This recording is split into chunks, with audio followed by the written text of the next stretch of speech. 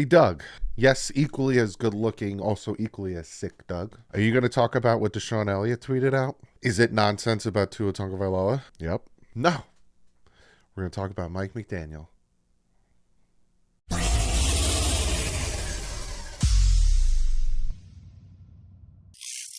What is up, Vic Fangios?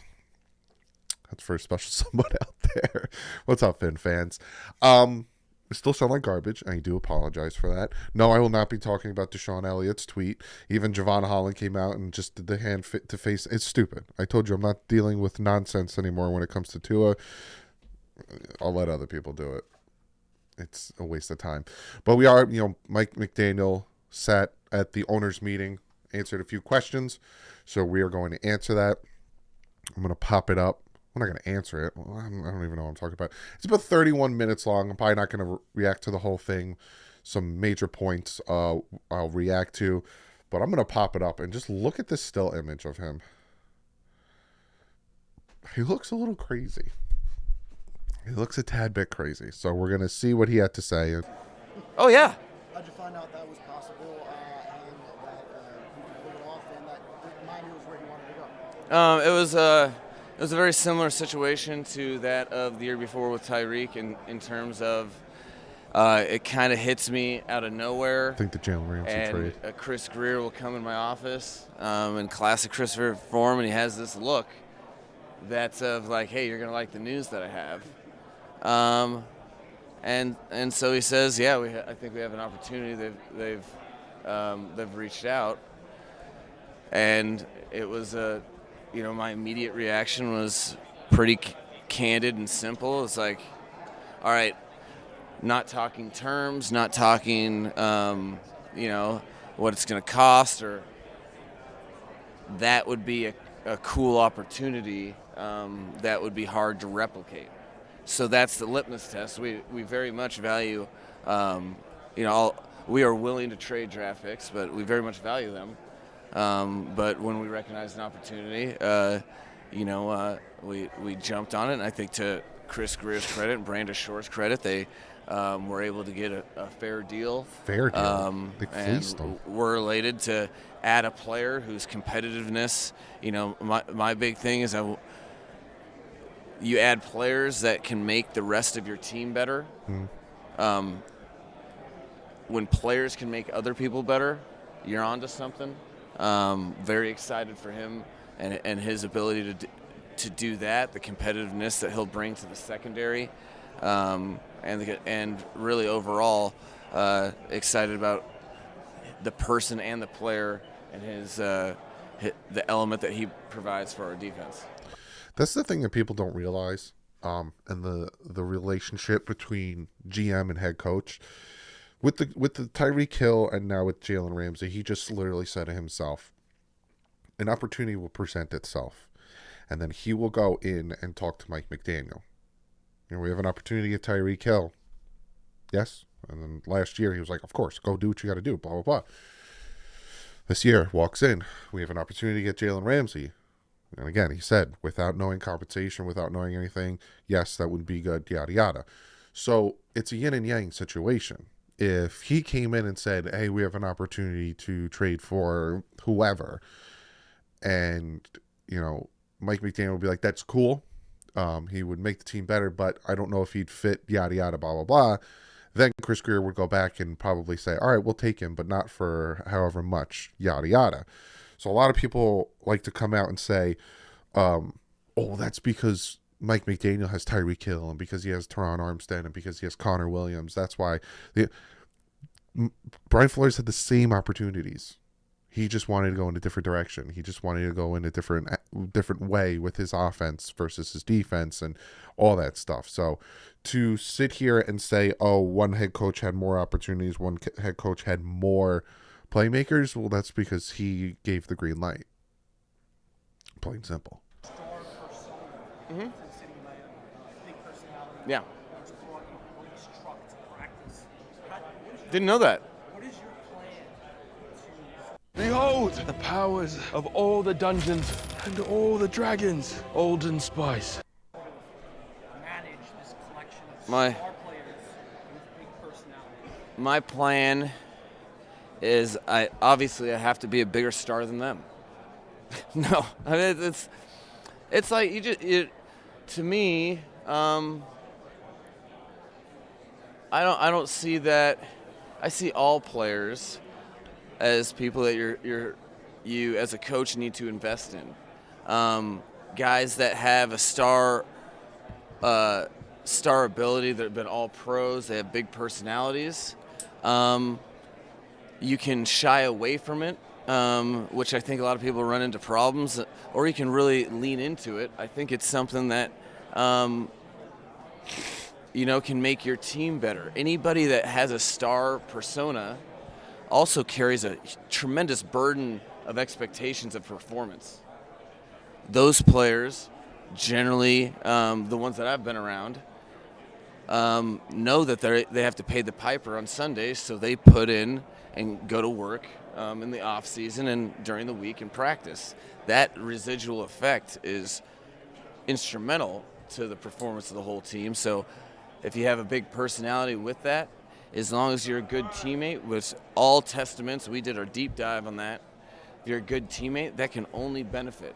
It's something. He's got a magnetic personality, and that's really cool.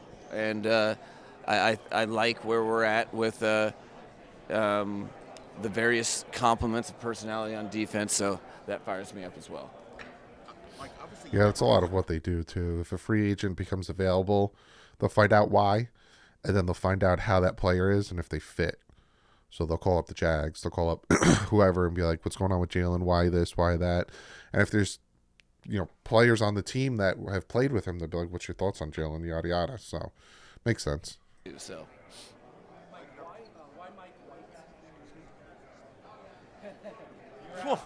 wow. Phew. So it wasn't funny. Well, that's something that you're, like everything else that we do, we're assessing all the pros and cons for really the organization. And once we determined really the bottom line procedure was like, all right, well, the scenario of picking up the fifth-year option gives Tua the best chance to be his best and is the best thing for the organization. That's what we're really chasing. We're chasing that where are both parties maximized in opportunity. And so once we knew that, then Sorry about the sniffles, I hadn't really paid attention to the fifth-year option timeline.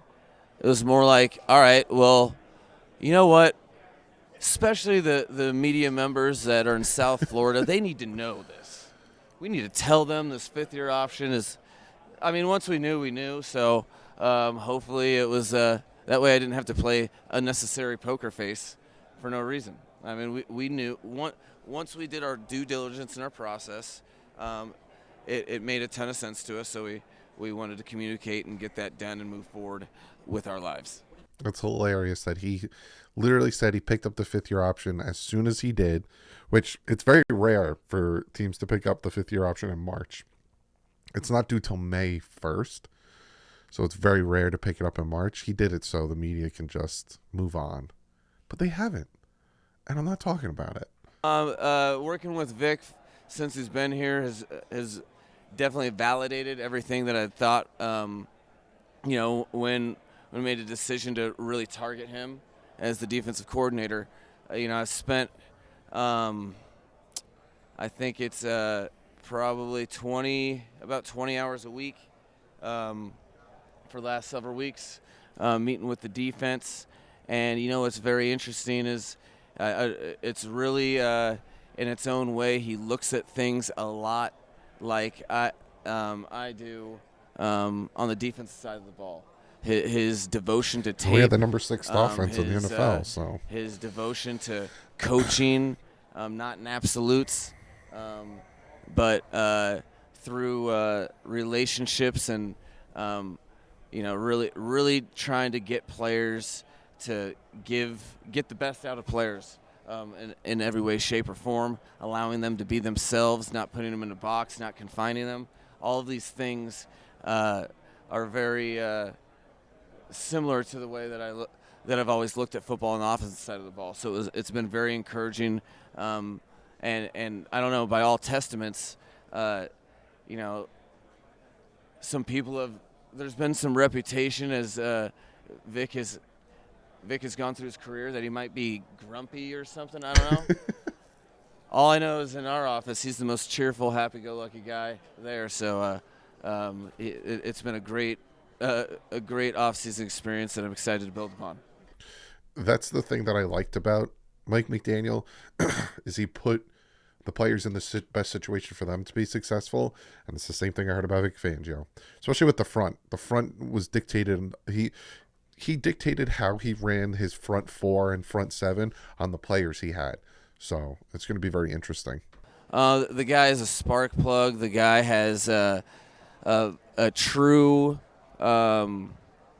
instincts at the linebacker position, and he's one of my favorite things that I told him right when I met him is like, dude, you are the inspiration for a guy that, people have probably told you you're maybe a little undersized.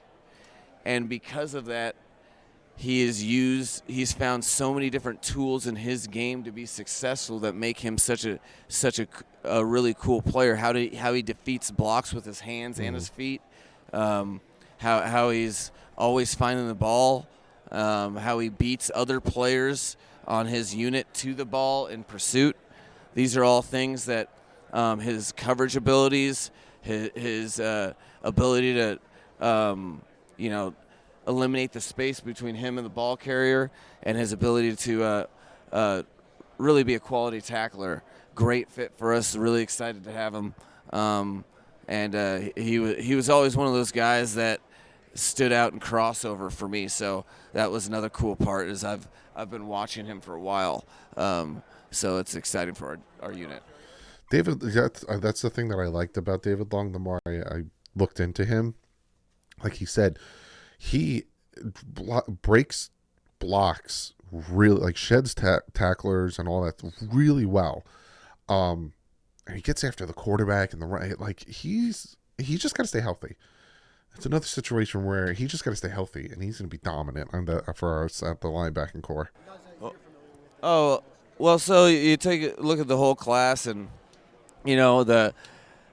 ultimately we had the opportunity to bring two of our strongest character contributors and really players we depend on in Raheem and Jeff. They're both, I think, above 4.7 yards per carry. And when I look at the tape, I think there'd be a little different feeling if, I don't think we didn't run the ball, not because they didn't run the ball well. We didn't run the ball well in games that we were overly injured or some games that just didn't call enough runs. So when you look at it, historically, if you can get a runner 4.5 plus, they're doing something pretty good. I think we were able to get those two guys together, which was very important, and I see them as a big part of our team and just the fabric and who we are as human beings. They really contribute to that locker room. Very excited to get those guys, and I honestly believe they're playing their best ball of their careers. That Bills game with Raheem Mostert, the second one, he was running all over Buffalo. I like that Mike McDaniel owned up to the fact that he didn't call enough run plays, especially in certain situations. Again, I give him the benefit of the doubt. He took the Dolphins to the playoffs, even though they did need a little bit of help here and there. He did take them to the playoffs. And we had a very good game in the playoffs game, even with a third-string quarterback, rookie 7th-rounder as our starting quarterback. But he made a lot of mistakes. But he was rookie, made those rookie mistakes. He's got to learn from them. And the fact that he said that about not running, maybe he learned from him. Oh, man, that is tough. The toughest part, the easiest one are the guys that are fortunate enough to be in systems that are very similar to pro. Right now, the biggest problem is what no one's talking about really is there's a lot of teams in college football that this is what players learn. This is their play call. Okay? No, it's a picture from the sidelines. That's not verbal. So then you go to the NFL, and you're verbally instructed in the huddle what to do, and it's not as simple as a picture. It's a bunch of words. That is hard to do. That. On top of that, you're playing with it within the NFL timing and the structure. The spaces are tighter. So guys from programs that do utilize huddle calls, that do operate in a huddle, those guys are the easier ones. Then it goes to individual makeup, and generally the guys that are hyper obsessive have a chance as a rookie. Hyper obsessive in terms of how to study, because it is a huge learning curve. And then you just kind of get lucky sometimes because you find the right guy that, I had one example. It was 2014, had Taylor Gabriel as an undrafted rookie out of Abilene Christian, and he was like 5'7".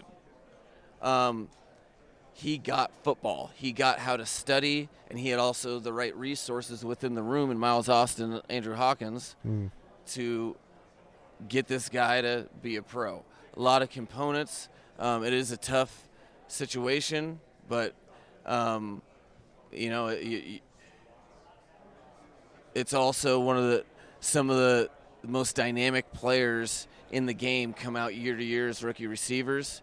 So it really puts a lot on the position coach to create a relationship where they can bridge all the gaps if there are huge gaps from systems and whatnot.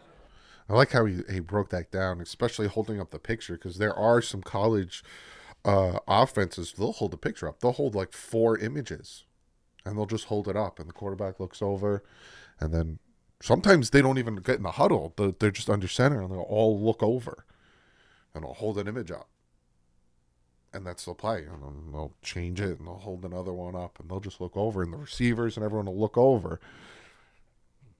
And like he said, all of a sudden you go from going off an image of a duck, cheeseburger, hot dog to, I formation, scat right, 30 XPO. Like it all of a sudden you have to get this verbiage down.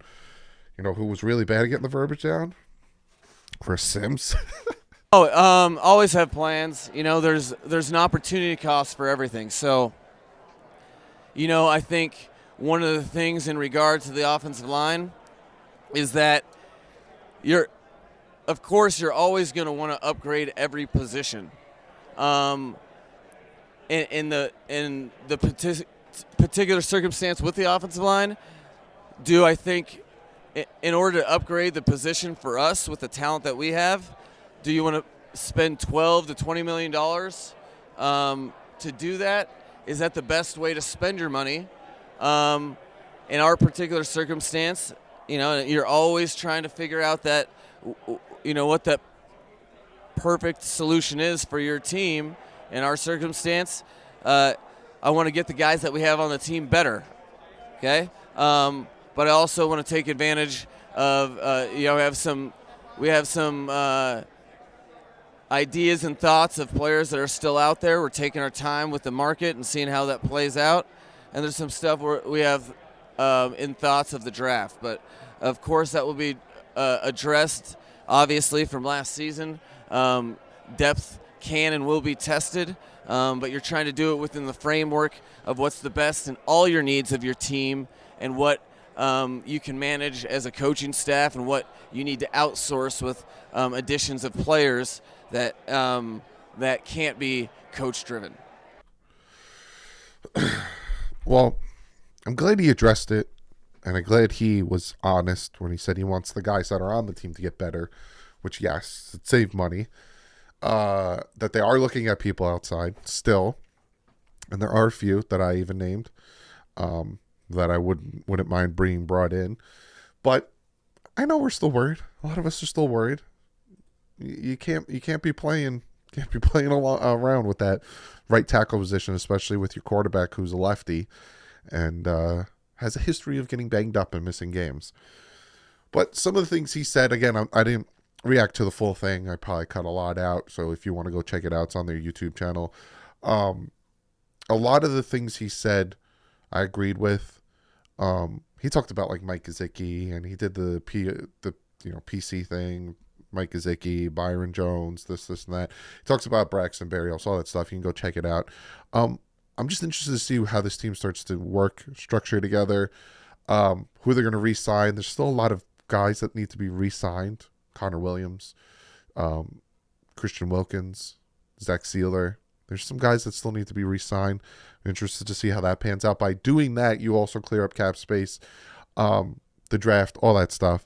But, there's another phase in free agency. A lot of teams now are starting to focus on the draft. They're going to pro days. They're having visits, all that stuff. So you're going to expect that. I'm starting to gravitate towards the draft more. I'm still putting together the Tua Tagovailoa 2022 film breakdown. It's going to be a long one, but like I said, I'm going to timestamp it. You can jump to whatever game you want to see me talk about the good and the bad. But I got a lot planned for you guys. Hopefully my voice starts to sound better as the weeks go on. You got 2 videos today with me sounding like this, so I do apologize. I do appreciate all the well wishes and all that stuff. The wife did get sick. She sounds just as bad as me. So 2-year-olds, what are you going to do? But other than that, I'll see you guys on the next one. Like usual, stay classy and fins up.